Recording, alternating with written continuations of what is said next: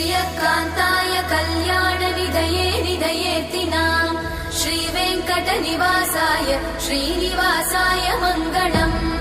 लक्ष्मी सविभ्रमालोकसुभ्रूविभ्रमचक्षुषे चक्षुषे सर्वलोकानां वेङ्कटेशाय मङ्गलम्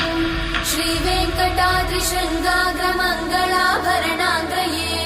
मङ्गलानां निवासाय श्रीनिवासाय मङ्गलम् सर्वावयव सौन्दर्य सम्पदा सर्वचेतसां सदा सम्मोहनायास्तु वेङ्कटेशाय मङ्गलम् नित्याय निरवध्याय सत्यानन्दचिदात्मने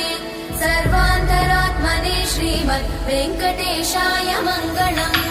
स्वतः सर्वविदे सर्वशक्तये सर्वशेषिने सुलभाय सुशीलाय वेङ्कटेशाय मङ्गलम्।